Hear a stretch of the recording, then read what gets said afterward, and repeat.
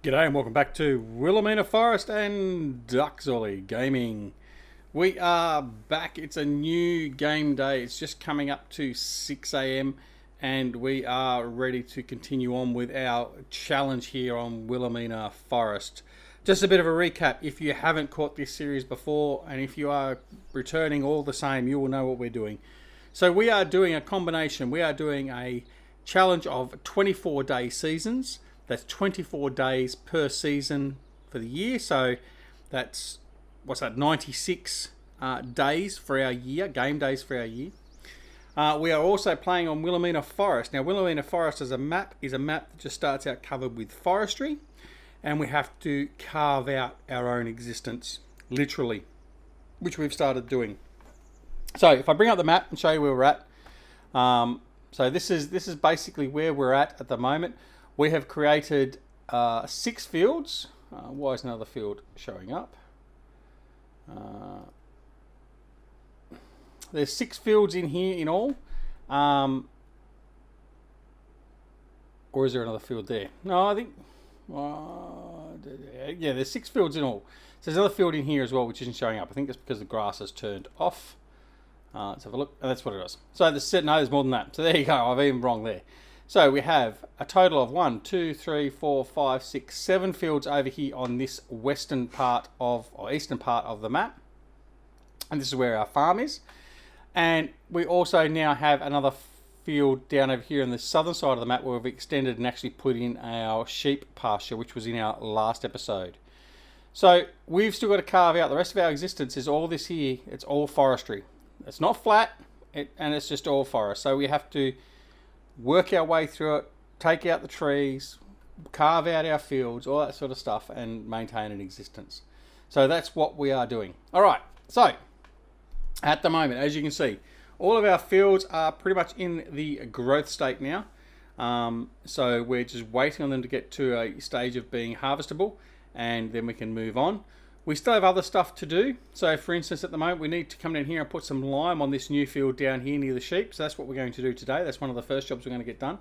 And then we have to expand our way out again. Now, if we have a look at the lands we own, our land extends over in here. So basically comes down through here. If I come to the map overview, so it's through here and up to here. So this area here we can use to expand, but it's a little bit hilly by the look of it. It may not give us much of an opportunity to expand. So we're going to have to look and see what we're going to do. We can also expand down here on a little flat area here where the old forestry station used to be, or the old timber mill, which was removed. So we have the possibility of extending down in there, which we'll look at possibly doing as well. And we still need to sort of continue on with the forestry work to sort of clear our paths and our roads and all that sort of stuff so we can continue expanding out. And that also has the byproduct of making us some money by selling off the wood chips we make by cutting down the trees and pulping them all down. So that's where we're at. So also we've got some new equipment. So if I go into the garage and show you what we've done. So we've traded in the old Fendt. I say the old Fendt, it wasn't that old. So we traded in the Fendt. We got a new Axion 900 series. We've still got our Xerion here. We've still got the Lizard T-Rex. We've got our forklift still. We bought a new class trailer, a little bit bigger than our Transpace. We've got that now. What else was new? I think that's pretty much getting close. We've bought our mowers in preparation of our grass fields being ready to mow, and I think that's about it. Let me have a look. Yeah, that's basically it. So there wasn't much in the way of new equipment bought. In the last episode, we did talk about the extensive amount of money we had to sell to extend our farm and actually put our sheep pen down. That's now been done. We've got 300,000 left in the bank. We can look at getting some sheep. However, there's a couple of things we have to worry about. Number one, we need to get some sheep and put them in the field. That's fine. We need to have some grass or some hay to feed the sheep, which we don't have at the moment. Although there is a little bit of grass down there, I think we can almost mow at the moment. So we're going to have a look at that when we go down and do the liming. We also need to buy ourselves a combine harvester for when the fields do come in so we can harvest our fields as well. Now, at the moment, most likely what we're going to look at buying, we looked at the dealer. We are most likely going to end up buying, where is it? One of these, a Class Tucano 580. We may look at the fort strip. Depends on how much money we've got at the time. We may end up buying the fort strip. We've got one of these that are available to us. It's a lot cheaper. The only problem I have with that is I'm not so sure that'll deal with the terrain that we've got our fields and that on. But that certainly might be an option in the interim. We'll worry about that when we actually get close to doing it. Okay, so without further ado, let's get into some farming. So what we're going to do is we're going to go over here. We're going to grab the Xerion. We're going to grab our horse spreader, and we're going to take the lime over to our field near the sheep. And we are going to get that spread over there. I'm just going to come over here. There's our spreader there. Make our way in, pick it up. Preferably without taking out the side of the barn. A little bit of a dip. All right. And off we go. Hope you're all doing well. We've had a bit of a hiatus, similar to with Fetton Forest. We knew that the Platinum Edition DLC was coming out, so we didn't rush to get a new episode out because we figured we were going to change out some of the equipment. And as it turns out, we didn't change out as much equipment as what we sort of expected, which is probably good in a way. But in any case, we're back up and running now. We've got all the equipment in the save game that we want, as in ready to go, that we can purchase from the store. And from here on in, we're just going to get in and get things done. So the problem we do have, though, obviously being 24-day seasons, it's going to take a long period of time to get to the point where we are able to harvest our crops and things like that. So from here on in, we'll probably skip a few game days. I will certainly record when we're doing something interesting, or even semi-interesting for that matter. But for the most part, we will probably skip. Oh, pardon me. We'll probably skip a few days, just purely from the fact of making it more easily for you, more easy or more pleasing for you to watch, instead of me just sitting there and twiddling my thumbs for days on end while we're waiting for crops to come in or anything else. So that is what our plan is in the interim. We're just going to fly down through here, through a little village area here, head on over, cross the bridge, have a look at our sheep pasture, all the thousands and thousands of dollars that were spent to get that in, and that was thousands of dollars. I think I said in the last episode it was something like about $700,000 we spent all up in putting the sheep pasture in. So we'll just jump out of cab here so we can see that as we come into it. Right, so there's a little bit of grass over here that I reckon we can probably almost mow. I'll have to have a look at that later. But this is where we did all the big work. So as you can see, the top of that little escarpment there, that was the natural land deformation that was here. And then we've just had to terraform it all into a relatively flat area, so we've got for the sheep. So that's what we did. So, but that's in place. It's all ready to go, which is wonderful. And this is the field we're going to spread some lime on.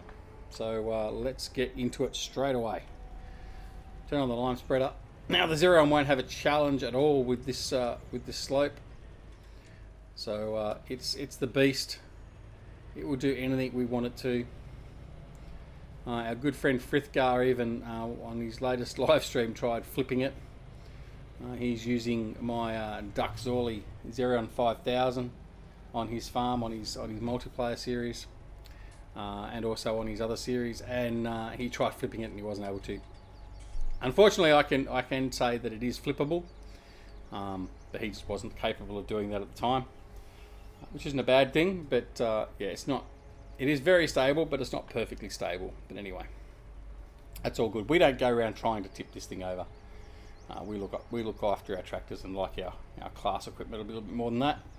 Anyway, that's basically going to be pretty much it. It's going to be the one header run and then one up down run, and that's it. Pretty much done. So it's only a very small field, this one, and this one will, I think we've made this one grass. In fact, we have.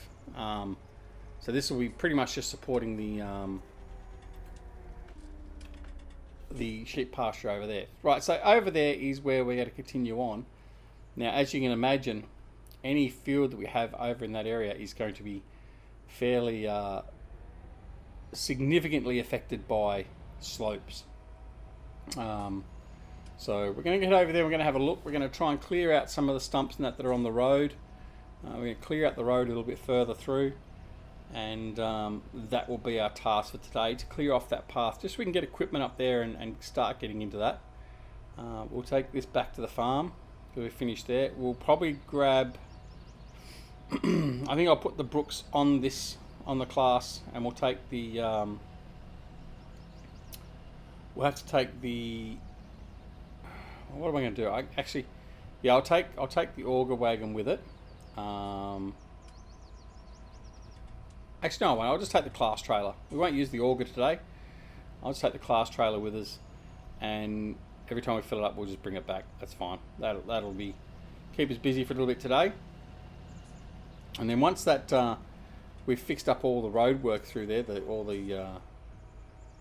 couple of trees there we should remove, I think. Once we've cleared the road area or widened it a little bit, we'll get the contractors back to fix up and clean up the road a little bit for us, and we'll take this path up here. We won't go up the main access point. We'll go up the back road here, the back dirt road. Yeah, and we'll get them to come and clean it up and make it a bit wider for us so we can access it.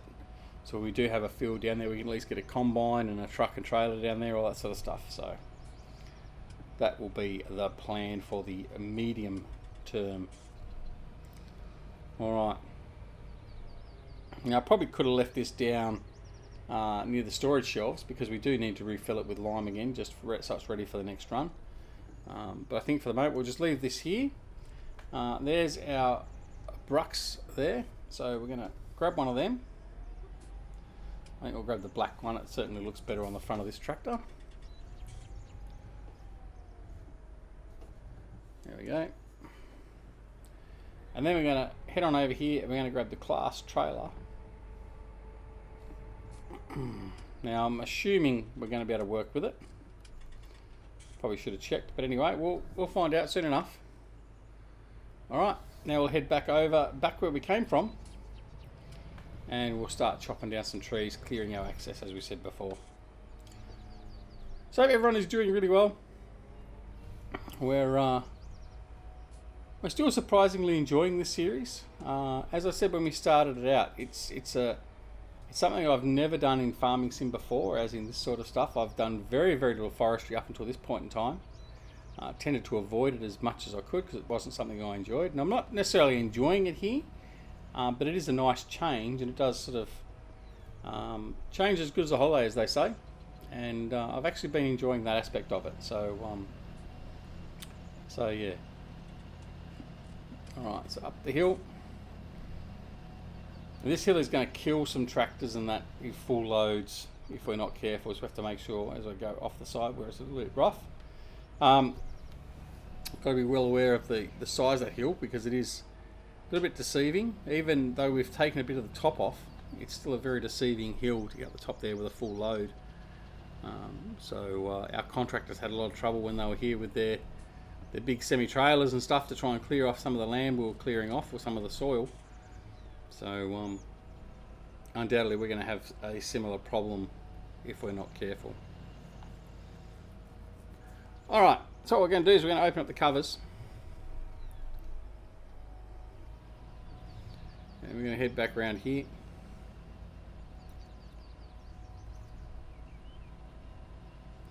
There's the field we just spread all the lime on. And now we're at the end of the domesticated road, so to speak. Now we have been through here and done some clearing out. As you can see, there's a few stumps through here. We haven't done a great job of it as yet. And those stumps there will have to be removed. We'll have to come back and get rid of those. Now we just need to be mindful of how far we're going to. We want to make sure we're staying on our own land. But as you can see, it gets very thick. And I think this is where we need to start thinning some of this out. So we'll just jump in cab, I think. And what we'll do is we'll get our brooks up and running. Unfold our pipe first.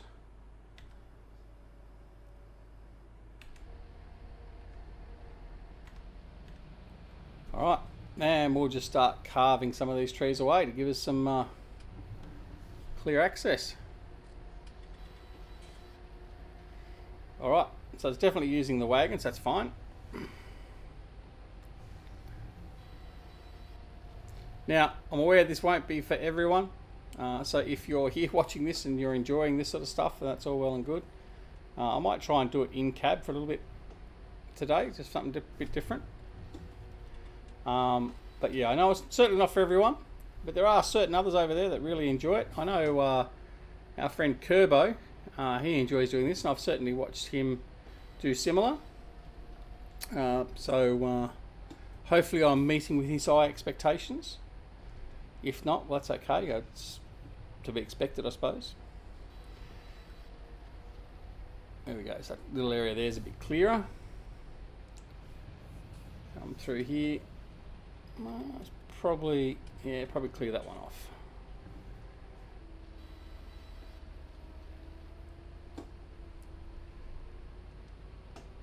So as you can see, it's well and truly overgrown. So it makes a bit of a challenge. I think there's a bit of a stump being left behind there now. So we'll need to do a fair bit of clearing out to try and bring a combine harvester through here, or a semi-trailer. Will be a bit of a challenge. In fact, it's just going to be a challenge turning this thing around and getting it back out on its own, let alone anything else. But we do need to clear off our access, and let's have a look at where we are now. We're still miles within our land boundary at the moment, what we own. It's probably wide enough through there. Clear him off. Well, rendered him a bit hard.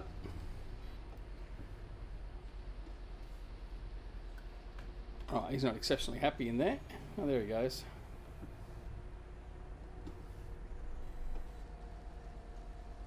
Put the rest of it out. Right, that's better. Alright.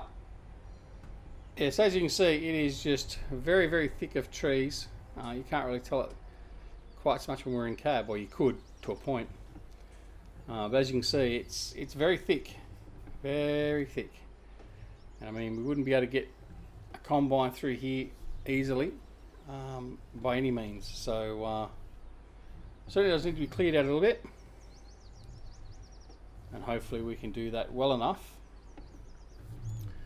And I think we need to head on out now.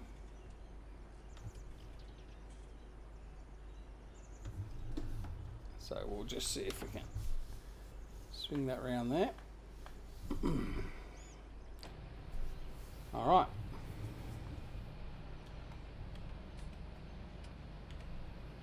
Raise up the brooks. All right. Now what we'll do is we'll head back and we'll offload this. So what we've done in previous episodes, as you would have known, we've used the overloader because it has a higher capacity. We're just going to use the class trailer. The reason we used the overloader was the only other trailer we had was the Joskin initially. And just didn't have the carrying capacity at all. I mean, this is a lot smaller than the Elmer. I think the Elmer, we've got the 75 or 100,000 litre capacity. Anyway, even this isn't quite as good at loading, although it is the 100,000. So, well, actually 90,000 litres for the trailer, and then 10,000 for the brooks that holds in the spout. So it should be sufficient for doing what we need to do.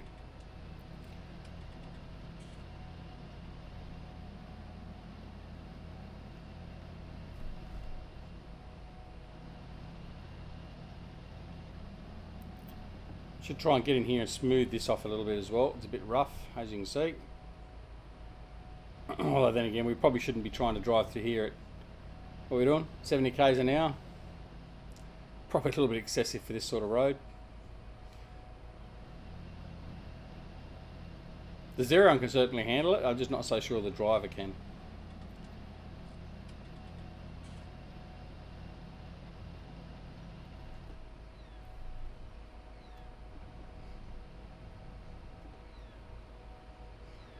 All right.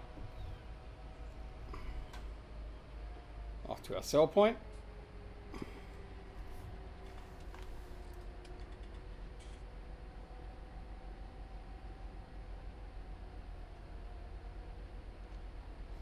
Right.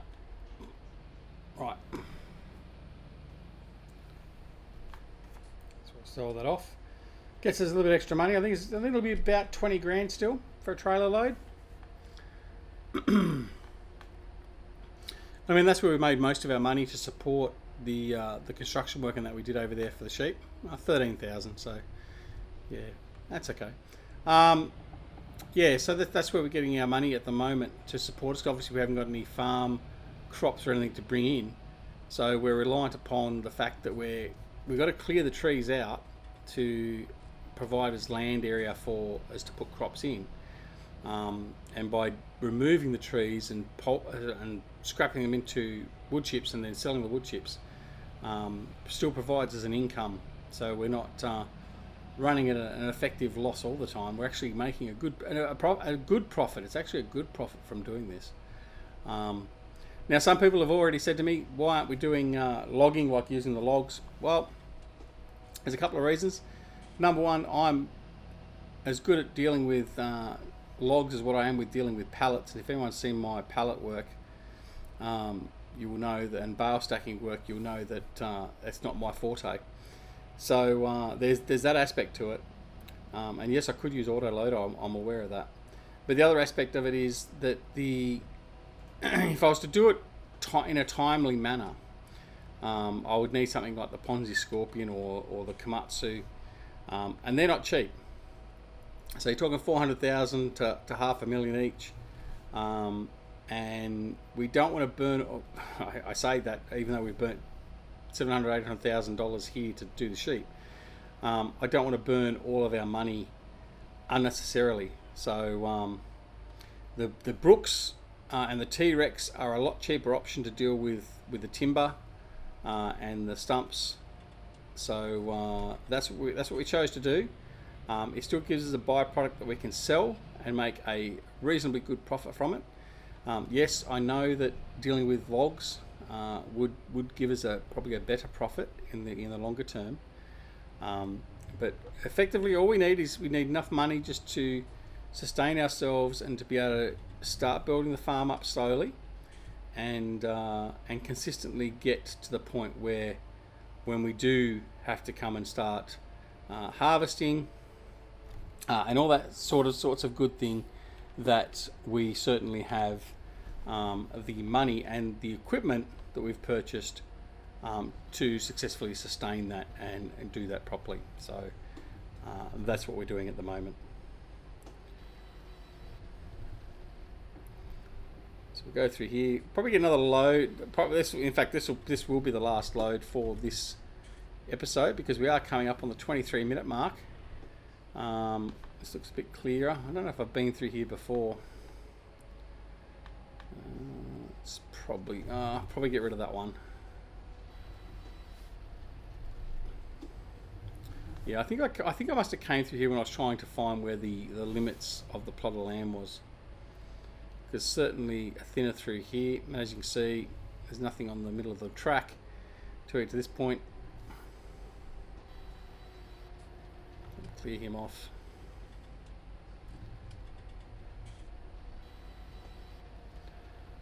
Right, so I think this is pretty much now the extent of where we're at for our own land. So let's bring the map up. Yeah, I think we're exactly at the precise point of the end of our land. I think our land, yeah, so just as we start to head north again on this turn is where we go through. So we need to make a beeline up this way and just see exactly what the terrain's going to be like. So if we get rid of this tree that's directly in front of us, and then if right, so we've got to basically stay parallel with that road. So if I leave the mini map up, and we'll start heading up here and just see what the terrain's going to be like. We're not going to get it all done, I know that, but it'll give us an indication of whether it's worthwhile us coming up here and stripping all this stuff out, because we know it's going to be bad terrain for farming. We know that it's not going to be perfect, but it'll give us a good warm fuzzy as to whether or not we can actually develop it as a plot for farming. So we'll just have to continue on and have a look. But as you can see, we're now full, so we're going to reverse our way out, hopefully back down to where the track is without hitting anything.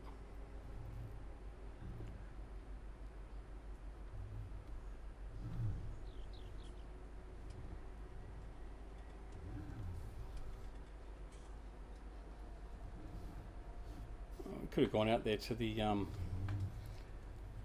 shoreline, I guess. I'll just back him up into there. All right, and then what we're going to do is we're going to head back to the farm, and while we're heading back to the farm, we're going to sign off. So yeah, so that's where we're at. So the next episode, we'll probably do a little bit of this work off camera. Certainly in working out whether we can put a field in this area between where we just were then and the sheep pasture. And if it looks like it's achievable, we'll clear some of the forestry out. We'll just sort of mark out the boundary of where our next field is going to be. And then when we come back in the next episode, you can join us as we're pulling that sort of stuff out. Hopefully I may find someone to give us a bit of a hand with that. We'll have to wait and see. I don't know whether anyone's around. I think Eustace has gone back for a sojourn back home. I'm not so sure where Jimmy J ended up. I know the tax man sort of made him a little bit jittery, but I think he's still around here somewhere. But we'll have to just sort of see how we go and who we can get to come in and give us a bit of a hand. Alright, anyway, I hope you're enjoying this series here on Willamina. Like I said before, we're enjoying the challenge, and it certainly is a challenge. I've said it a few times now, it's taken me out of my comfort zone, but I hope you're enjoying watching what we're getting done here. Probably help if I raise the brooks instead of trying to tear it off and damage the front end of the tractor. Yeah, so that's it. So I do hope you come back and join us. Don't forget, if you're not already subscribed to the channel, please consider subscribing. And make sure you press that alarm notification icon to make sure you're made aware of when new episodes are made available. We are on the road to 1,000 subs. We've got about 20 to go. So if you're not already subbed, please sub. And if you have friends, family, or whatever that you think may enjoy our content, then please share and let them know and get them along to join part of our community. Don't forget to come and join us on Discord. We're on there on Discord regularly. We have a wonderful group. We're only small, but we have a wonderful group of followers and friends, and basically everyone I do regard as a friend in my channel, and we do have some good time together. So feel free to come and join us in Discord as well.